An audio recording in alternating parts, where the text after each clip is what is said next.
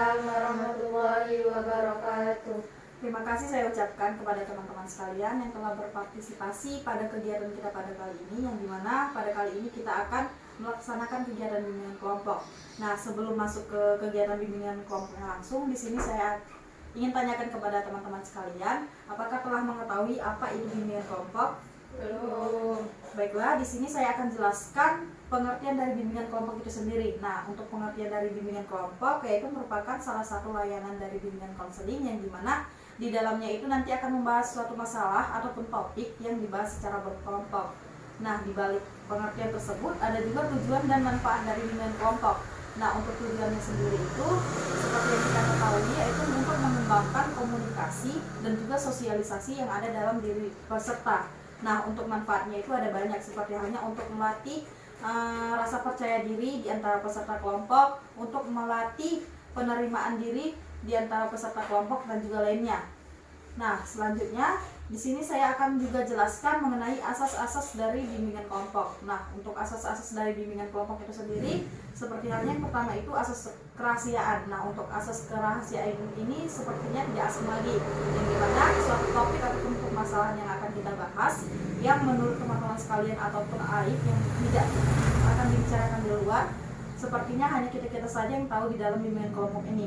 Nah, untuk selanjutnya itu asas kesukarelaan. Nah, dari asas kesukarelaan ini yang dimana saya harapkan kepada teman-teman sekalian untuk secara sukarela menyampaikan pendapatnya atau sarannya ketika kita nanti melakukan kegiatan bimbingan kelompok. Nah, untuk selanjutnya itu ada asas keterbukaan yang dimana diharapkan kepada peserta kelompok untuk terbuka dalam mengemukakan topik masalah yang akan kita bahas nanti. Untuk selanjutnya itu ada tata cara pelaksanaan dari bimbingan kelompok. Nah, untuk tata cara dari pelaksanaan bimbingan kelompok itu sendiri seperti halnya dipimpin oleh pemimpin kelompok, yaitu saya sendiri.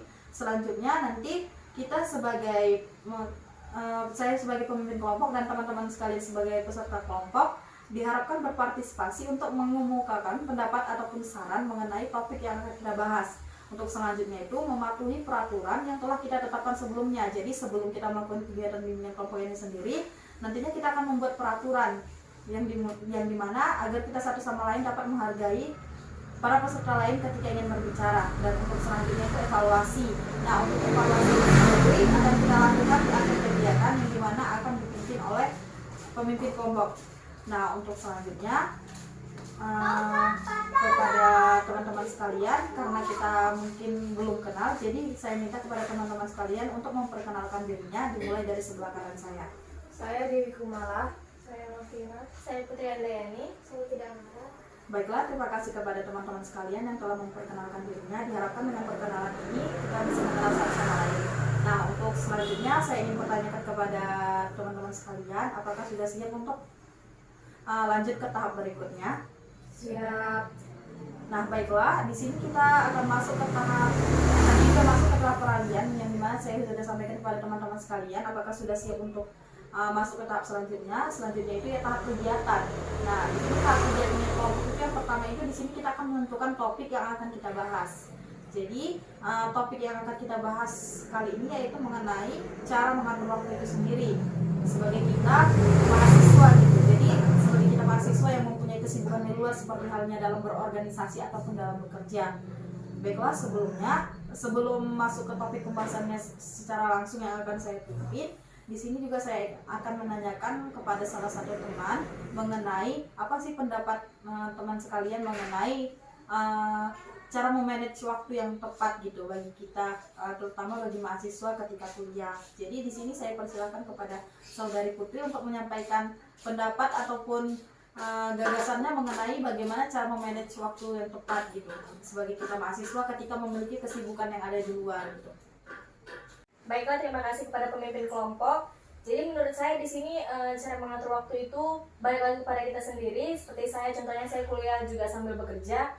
Jika misalnya saya tidak bisa mengatur waktu, otomatis ada dua pilihan. Yang pertama kuliah saya terbengkalai, yang kedua kerja saya yang harusnya saya keluar seperti itu. Nah, alhamdulillah sekarang saya bisa mengatur waktu antara kuliah saya dan kerja saya. Seperti yang saya bilang sebelumnya, itu balik lagi kepada diri kita sendiri, bagaimana cara kita mengatur waktu. Baiklah, terima kasih kepada saudari Putri mengenai gagasan ataupun pendapatnya mengenai cara memanage waktu yang tepat. tepat. Jadi untuk cara pengaturan waktu yang tepat itu kembali lagi kepada diri kita sendiri, bagaimana upaya diri kita untuk disiplin terhadap diri kita sendiri. Jadi walaupun ada kegiatan dari luar seperti halnya organisasi ataupun pekerjaan, jadi untuk kuliah itu tetap prioritas utama. Baiklah, kepada para peserta sekalian, salah satu teman telah menyampaikan apa pendapatnya di sini.